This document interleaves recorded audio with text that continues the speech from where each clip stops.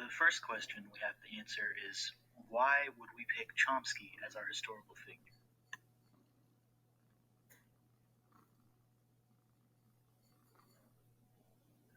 So, Chomsky is a prominent figure in two main categories, philosophy and linguistics.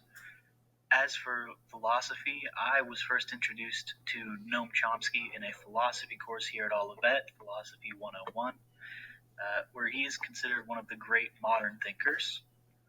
And linguistically, there is one linguistics course at Olivet, which I took, and found out that Chomsky's theories of language are linked to biology. It's a very interesting thing. Chomsky never claimed to be a psychologist, but his work in linguistics overlaps a lot with neuropsychology.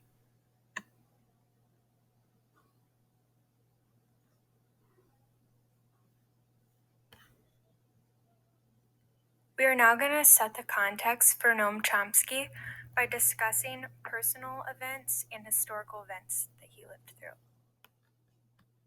We're first going to begin with some background information on Chomsky and his life. He was born December 7th, 1928, into a middle-class Jewish family. His parents were Jewish immigrants, and they were both prominent Hebrew scholars. He lived in Philadelphia, Pennsylvania, where he attended an experimental elementary school. This school encouraged students to develop their own interests and talents through self-directed learning. Chomsky also discusses how he visited bookstores in New York City from a young age. It was here that he developed an early interest in anarchism. Now we're going to discuss some of the historical events that Chomsky lived through. First, Chomsky lived through the Holocaust, which began in 1941. There is a lot of controversy surrounding how Chomsky views the Holocaust, mainly due to his defense of unconditional freedom of speech, including that of Holocaust denial. Holocaust denial is a conspiracy theory that asserts that the Nazi genocide of Jews is a myth or a fabrication. He also lived through the Vietnam War, which spanned from 1955 to 1975. He was an outspoken opponent of U.S. involvement, which he saw as an act of American imperialism. He rose to nationwide attention in 1967 for his anti-war essay titled "The Responsibilities of Intellectuals."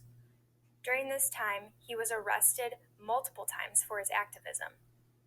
Due to his multiple arrests and his nationwide success for the responsibilities of intellectuals, he was placed on President Richard Nixon's master list of political opponents. Throughout the 1960s and 70s, there was the Linguistics War. This was an academic dispute inside American theoretical linguistics, which took place mostly during the 1960s and 70s. It was here that he formed his propaganda model of media criticism.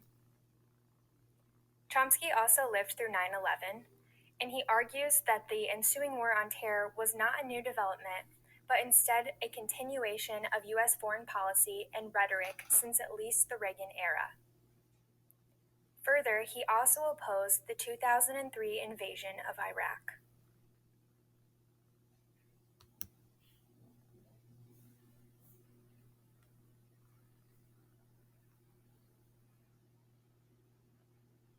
Chomsky is well known for his rejection of B.F. Skinner and behaviorism. Chomsky refers to B.F. Skinner as a radical behaviorist. Chomsky argued that language is a unique evolutionary development of the human species and distinguished from modes of communication used by any other animal species. He also believes that all humans share the same underlying linguistic structures, irrespective of sociocultural differences.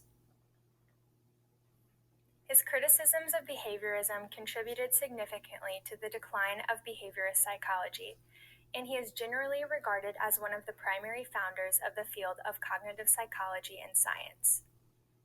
His research and criticisms got him the APA Award for Distinguished Scientific Contributions in Psychology in 1984.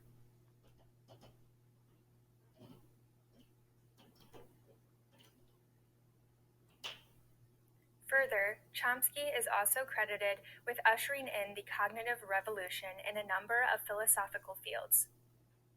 This was a significant paradigm shift that rejected logical positivism.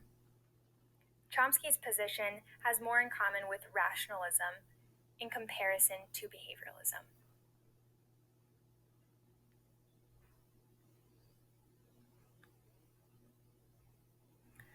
I have a few thoughts on how these events may have shaped Chomsky. To begin with, his elementary school had self directed learning, which is not common nowadays in our school systems. This allowed Chomsky to explore his own interests and ideas, and he was able to form assumptions about the world around him at a young age. With that, the books that he found and read when visiting New York through his adolescent years could have contributed to his viewpoints, especially that of anarchism. Another thought I have is related to his parents being Hebrew scholars. This could have contributed to his viewpoint of nature over nurture through scripture. When I speak of this, I'm particularly speaking about sin nature in the fall. It could also potentially explain his opposition towards B.F. Skinner and behaviorism, and there's a potential influence on his interest in linguistics, specifically dissecting words to find deeper meaning and the study of language and learning language in general. Now, even though Noam Chomsky was a philosopher and a linguist, we're primarily going to focus on his work in the field of linguistics because that is what applies to psychology. His work in philosophy is less relevant.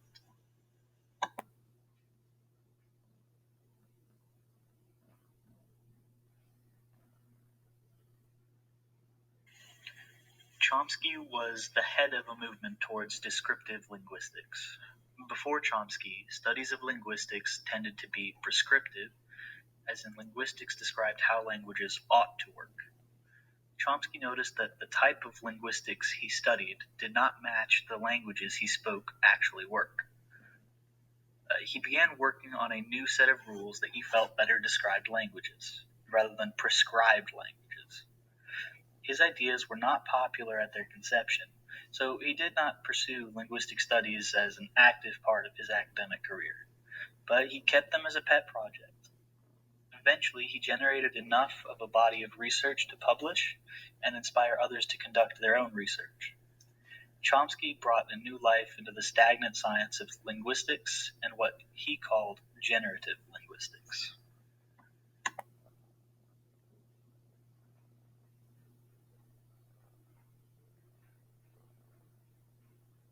The first question I would like to ask Chomsky would be, is there any way that you would argue that language is learned and not inherited? I would like to ask him this because he was very strong on this point.